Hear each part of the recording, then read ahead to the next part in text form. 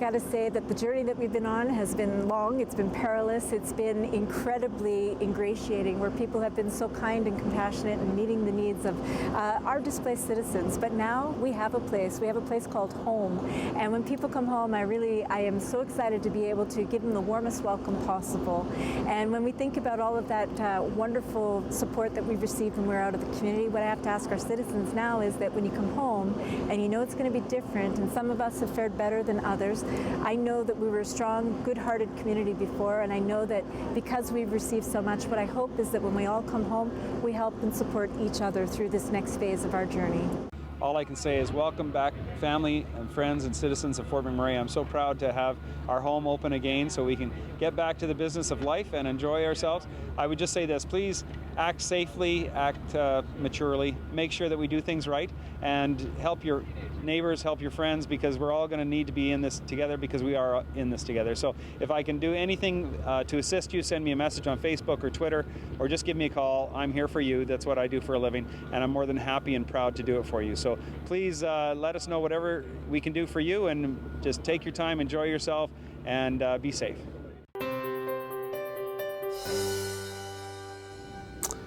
There was nothing in this world that was going to let me leave that town. Yeah. Not with the guys out there. No way. It was emotional for Assistant Deputy Fire Chief Jody Butts talking about not leaving his crew during the time of the wildfires. Butts had a role to play just like everyone else as he was analyzing the strategic perspective of fighting the fire. He spoke to me before about Birchwood Trails and wanted to show me more about what was happening to the downtown core after the city was evacuated on May 3rd. The fire came generally from the south the first day, and then later on in the second day, the wind and the fire turned and went like this, and then the third day, it just swallowed the rest. It went like that. On day 5, I believe, the Clearwater River bank that everybody is known to, it's right there, and when you go downtown, you see it. It lit up. So when we talk about fortunate, I feel we were fortunate that night because it went through in the middle of the night, not in the middle of the afternoon with extreme fire behavior. So when it went through, it was raining embers into the downtown core. All of our firefighting efforts or resources were placed downtown, just hot spotting, and for a period of 3 to 4 hours, 5 hours, we prevented downtown from starting on fire.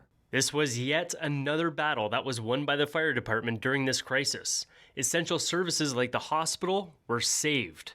Another downtown facility, McDonald Island, which happened to be the staging area for the first responders, was also under siege from the wildfire and something else. If we were to find any humor in it, and maybe the guys won't think this is humorous, but it's in the middle of the night. The night is aglow. The bears. The fire pushes the bears across the river, and we had firefighters out there watching and hot spotting, bumping into bears. Fortunately, no one got hurt, but I could imagine a little bit scary in the middle of the night. We have to remember the wildfire didn't last one day, it lasted multiple. And because of the heat from the fire, hot spots surrounded the city, which the department is still trying to eliminate. Cold line is the term that we use. You have to go there, you have to dig it up, you have to put your eyes on it, and you have to expose it to the air, put water on it, cool it down. You have to realize, in the muskeg regions, in the softer ground, the heat will stay at about 500 degrees, 18 inches below the surface, and will stay there for months. So the process has to be completed to eliminate any threat in the future. The firefighters are still looking out for the safety of Fort McMurray. The initial work was putting the fire out and defending our city. The second was making it safe again. They did truly save our city. With another untold story from the people on the ground and continuing to be Fort McMurray strong, I'm Doug Roxburgh. Last week was the official grand reopening of the Northern Lights Regional Health Center, and we are now joined by Dr. Mador with Alberta Health Services. Let's talk a little bit about, let's start at the beginning when the evacuation initially happened. What was Alberta Health Services' role getting those patients out of the hospitals up north? Well, it was over 7 weeks now that the mandatory evacuation of Fort McMurray was ordered, and fire was threatening our hospital in Northern Lights. We had over 100 patients there, 70 patients that were acute and 35 long-term patients. And as everyone knows now, we had to get them out of the hospital in a hurry. The fire was threatening, and we safely evacuated them out of the hospital in a couple of hours and to safe havens and onto air ambulance and chartered air flights from Fort McMurray down to Edmonton. Initially, of course, our concern for the workers up there, since there was a mandatory evacuation, was to provide emergency services. So we established an urgent care center, which was able to provide emergency services, including surgery if we needed it.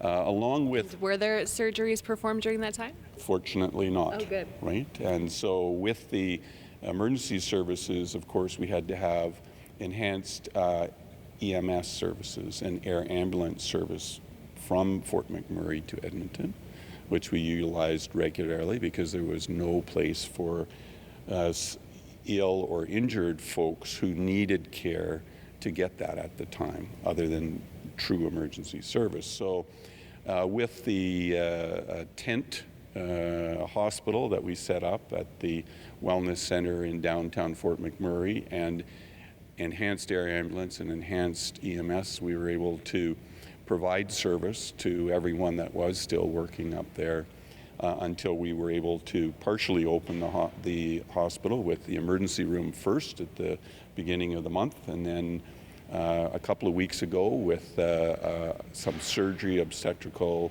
inpatient capacity, and as of last week, opening the hospital fairly fully.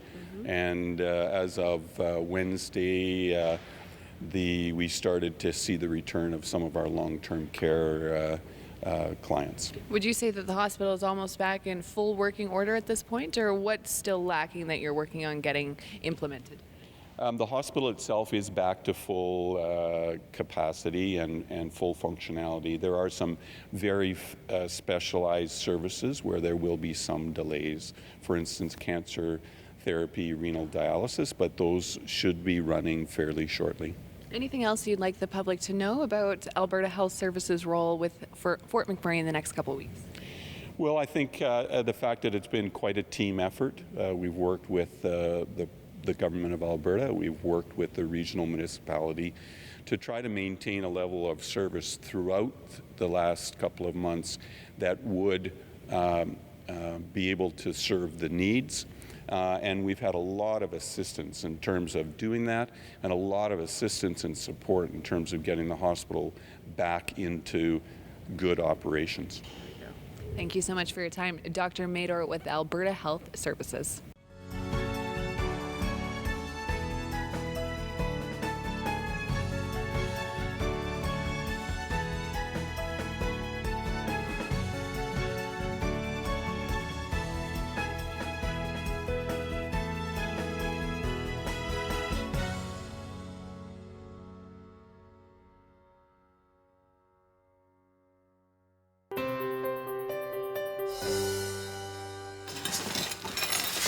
At first glance, you'd think this was just a family cleaning out their garage, but it's actually a garage sale. A coffee maker here, toys for the kids over there. But what sets this garage sale apart from any other is there are no price tags. Each item is free. All compliments of the people like Jody and McSkimming and the strong community of Fort McMurray. We just put together a free garage sale for fire victims. So we have a whole bunch of people in the community that are just dropping things off, and then fire victims are coming over and picking up everything that they need. So anything from pots and pans and toasters and sheets and towels and all of that stuff. So people drop it off and other folks pick it up. All kind of cups and stuff like that. McSkimming is no stranger to stepping up for her community. In December, she helps fill 250 backpacks with the essentials with the group Santa Packs for the Homeless. Together with Jordan Adele Simon and the Facebook page YMM Helping Others, McSkimming is now helping victims of the Fort McMurray wildfire. She was kind of advertising that they were going to put together families that they wanted to help on that page, and I just sent her a message and said, hey, let's partner together. So Jordan's been really kind of driving and finding the families that need the most help, and we've been collecting the donations and finding the people to sponsor the families to make sure that we get the right stuff into the right people's hands at the right times. Since the beginning of the project, the garage sale has become a second job for McSkimming and has since helped an estimated 20 families, and it continues to grow. We've kind of been putting in about 9-10 hour days just helping folks out in the community, and we probably are loading between 9 and 10 truckloads a day of fire victims going out with everything that they need, and we're probably receiving between 15 and 20 truckloads a day. But that's not a problem for the longtime resident of this northern Alberta community, because this is where her heart is. It's a big deal. I was born and raised in Fort McMurray, so this is my home. Being evacuated and coming back and still having a home made me feel extremely blessed. So the one thing I could do was offer the space to do something like that, but it's a heart-touching thing. You know, this is our neighbors. These are my people. These are who we care about. Continuing to assist those who lost everything to the fire, for Fort McMurray Strong, I'm Craig Momney.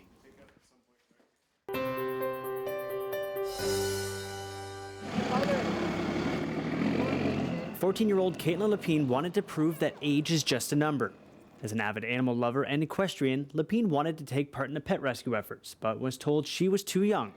The teenager wouldn't take no for an answer, so she thought of another way she could help that was close to her heart. I thought maybe I could plant trees for all the areas that lost the trees, especially because I ride horses a lot. And down on Tower Road, we lost all the trees in the trails. And that's really what started the idea for the trees, is after I saw it, the trails were completely destroyed. And I went on them every day and they were beautiful and green. I wanted to get it replanted and get Fort McMurray green again. Her initial idea was to assemble a group of teenagers under the age of 18 to assist in planting 200 saplings in areas where large amounts of trees were lost during the wildfire. But an email to a company in Prince Edward Island sparked something bigger than her and her mother initially expected. She started a GoFundMe page, and then she reached out to Vessie's in PEI, and Vessie sent her an email saying, we have some trees that we could send you, give us an address. She gave them the address of the ranch that we were staying at, and they sent an email saying, we've shipped $13,000 worth of trees to you. When I read the email, I was shocked. I didn't think they were actually going to be able to send many trees, because they were just going to talk to their manager and see if they were able to, but they sent all their out-of-season stock. The number of trees was too much for her and her friends to plant, so the Lapine family decided to give the trees away to McMurrayites to plant themselves. Something Ray Fraser, one of the recipients of the trees, thought was a great initiative for someone so young. I think it was a good thing put out by the kids that wanted to participate in helping out but weren't old enough. And kind of a good idea by them. Kind of a memorial trees if we get them to grow. The forest will grow by itself, but when you're planting trees, you're basically symbolizing the rebuild. When Lapine returns to the Wood Buffalo region, she plans on continuing that momentum by replanting white birch trees along the trails on Tower Road. For Fort McMurray Strong, I'm Craig Momney. It's been about 7 weeks now since the disaster hit Fort McMurray with the fires, and we are now joined by Nathan Carter with ATCO Gas to talk about how the homes are being restored. Now, this is a huge important role that ATCO Gas has been helping to play in the community. Can you describe more in detail what's been going on? Well, we've had crews in Fort McMurray over the whole time, and really they've been working hard to respond, then assess, and then recover our system after the wildfires. The recovery they've went through, they've made sure that every person returning home has gas service available. But really the key step for people returning home is to get us to come out, do a safety inspection on their home, check their appliances out, and then relight those appliances for them. Okay, and what does the safety inspection include exactly? Well, it's basically our technicians looking at the appliances and making sure that they're safe for use. Mm-hmm. What kinds of issues could people run into with appliances after a disaster like this? Well, generally there's not a lot of issues that they could run into, but I would say that really it's just making sure the valves, that they're clean, that basically they're safe to operate, and we don't run into a lot of issues, but it's just making sure that it's safe and it's a coordinated re-entry for people back into their homes. As people do re-enter into the community and back into their homes, I'm sure you're getting a lot of phone calls with a lot of questions. What are some of the more common ones you're dealing with right now?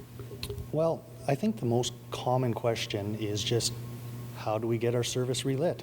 And really, we were thinking about this early on into the process. There's 20,000 customers for us up in Fort McMurray, and we wanted to make sure, like I said earlier, that it's safe and it's really coordinated, and people can come back in without a lot of hassle. So we set up a website, atcoresponds.com, and as part of that website, we had a map. And that map really, it shows whether people have electricity service and gas service available. And I would say that that map has been really successful for us. We've had 60,000 people visit that map since we've put it up online. And that's at atcoresponds.com. Any other initiatives that you're working on in the community right now as people return home? Well, it's a community that we serve, so we continue to have people in the area. To date, of the 20,000 people that are customers of ours, we have returned service to just under 18,000 of them. So closing in on 90%, which is a really good thing. And for the remaining 10%, we're going to be there when they need us, and we'll restore service for them. Okay, Nathan, thanks so much for your time. Nathan Carter with ATCO Gas.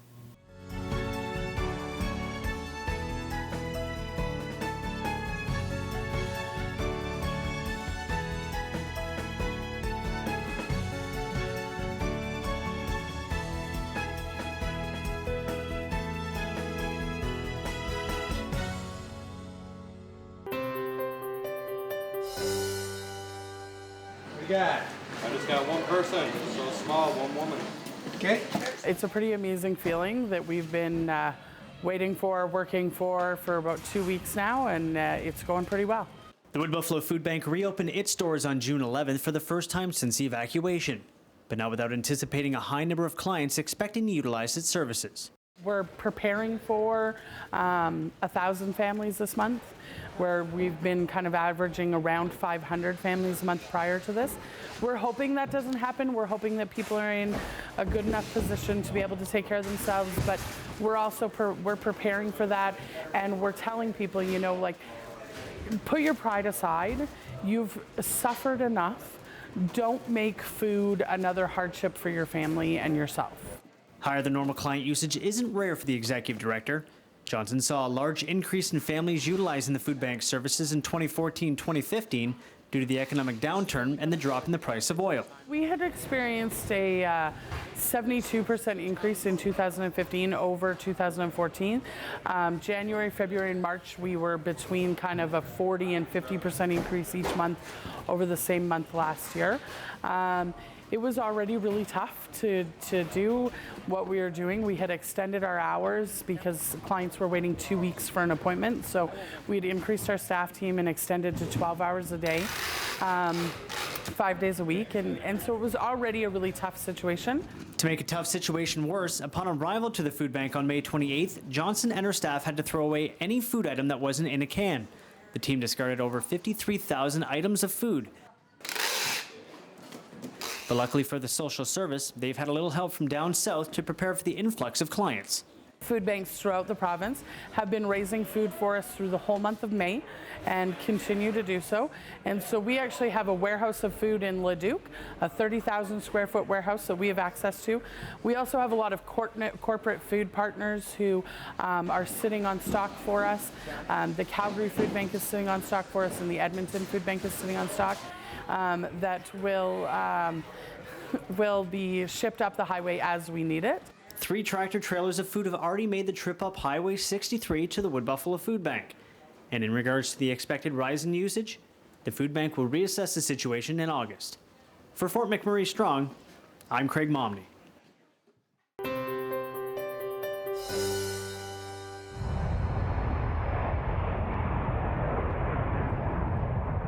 Getting out of a city during a mass evacuation was easier said than done, and leaving Fort McMurray, you only have 2 options: by land or by air. For those going by air, WestJet was one of the companies who stepped up to assist the people getting to safety. The Tuesday when everybody was evacuated, we had canceled our service out of Fort McMurray. The next day we went in and we had, because a bunch of people were stranded at the airport, so we put 3 flights in, and basically anybody who was at the airport at that time, we get on the aircraft. We want everybody to get to safety. So it was a little bit of just like whatever needs to be done to get everybody out, we did. WestJet didn't just help those at the airport, as many residents were stuck north of town at the campsites provided by the oil sand companies. So with the support of Shell and Suncor, WestJet was able to get more workers, children, and pets to a safer environment through their chartered flights program. So anybody who had arrived at these camps, we weren't charging them, but it was definitely being paid for by Suncor and Shell to, it was helping evacuate their staff, and then anybody else, including, children and a lot of pets. I'm sure you saw the social media feeds around the dogs on the plane. Anybody who showed up, get on the plane and we're going to get you out. Getting out is just half the battle, as residents do have to return. So commercial airline services like Air Canada and WestJet have resumed operations and are doing everything they can to ensure residents make it back to Fort McMurray with minimal concerns.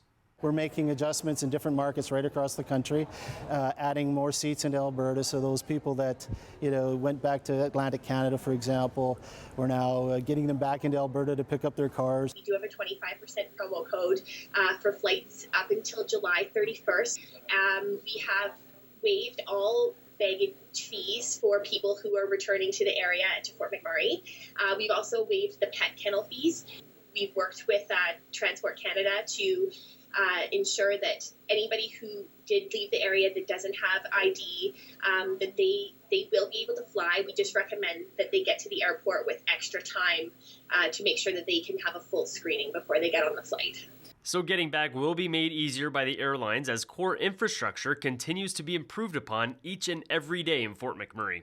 The airlines will be doing what they can, and our Happy Air service has resumed to the north. We'll just keep supporting this story and these great people of Fort McMurray. Everybody's hearts have been with the community since we saw the devastation occurring at the beginning of May, and we're very proud to be able to support your community during this devastating time, and we're going to be here for you for the long term. With an eye on the skies and being Fort McMurray strong, I'm Doug Roxburgh.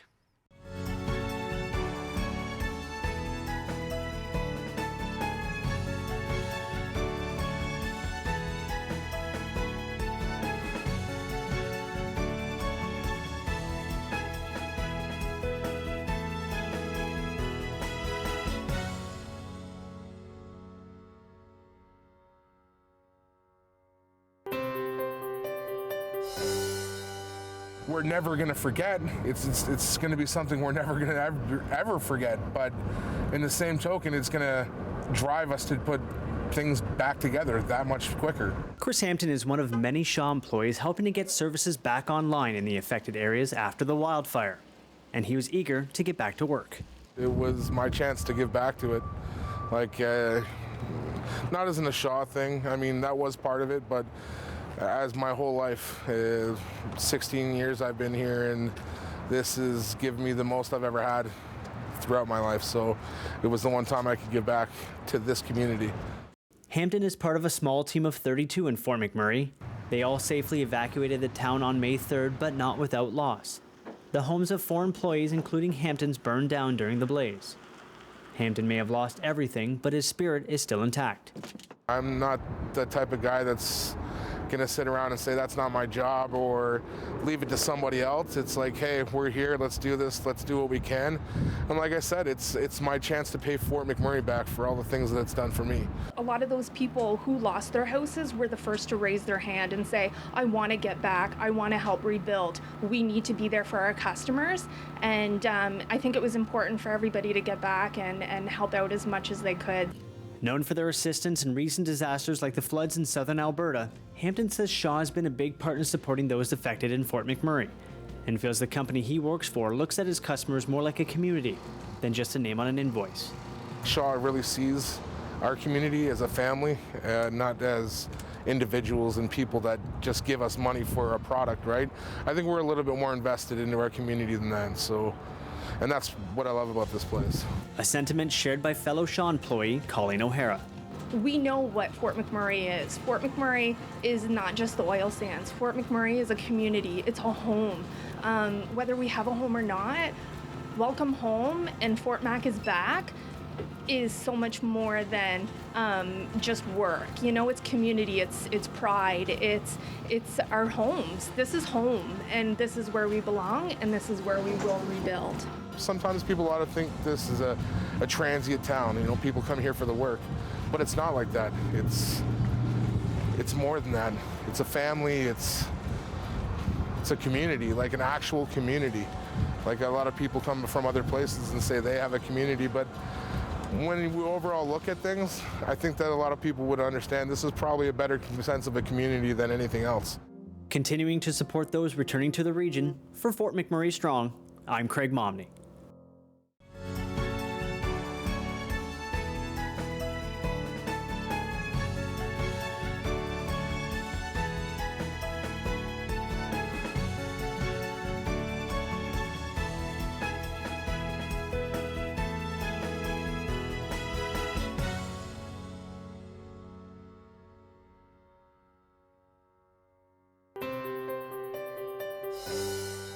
It's hard seeing these images, friends' houses, family members' houses, and it's a relief for many who have been able to make it back to Fort McMurray and see that they have everything still standing. Everything is still there. But for others, memories are lost. And it's hard. It's going to be hard. But hopes are high in Fort McMurray.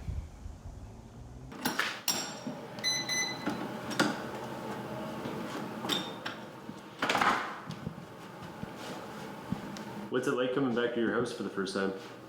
It's an awesome feeling to be back home. You definitely can smell a little bit of smoke from the fire, but you know, we haven't been in this house too long. We just purchased it a couple months ago. So it's a great feeling. We've been bouncing around to different spots. So being back home, you know, this is where we want to be. James is just one of the workers who work at the oil sites. This is home, not only for him, but for his girlfriend as well. He plans on getting started on the cleaning preparations before she arrives, but for them, it's just nice to be back. I think the smells in the house will be a little bit different for her, but we'll clean up. We'll get started, and just thankful we have a home to come back to.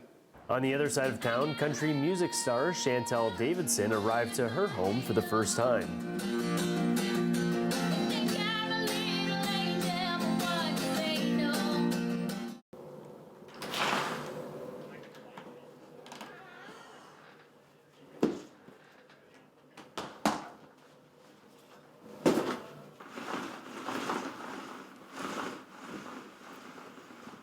Yeah, actually, it was really emotional and just kind of, yeah, it brings you back to that day and everything that happened and the nervous feelings that you had that day and just the relief to be home and sleeping in your own bed. Many in Fort McMurray will not have the same luxury as James or Chantel, but Chantel can feel some of those residents' pain because a fire break was built in her backyard, showing just how close their house was to the fire. It also means they have not only lost the view in behind their house, but wildlife as well. It's emotional. That was my safe haven. When I was feeling a little bit overwhelmed from work or whatever, I would just look outside and have my coffee. So that's not there anymore, but I have true confidence and total confidence in our community to rebuild and replant, and I'm sure it's going to be beautiful. If there is one takeaway from the people arriving back to Fort McMurray, it's that they are living by a motto since the wildfires began, and it has been captured around town. Safe, resilient, together. And together, we are Fort McMurray Strong. I'm Doug Roxburgh. We have created this dedicated Shaw TV channel to help Fort McMurray residents stay connected to the latest community news and developments as they return home following the devastating wildfire in May. If you have important information or a story idea, please contact edmmc@sjrb.ca.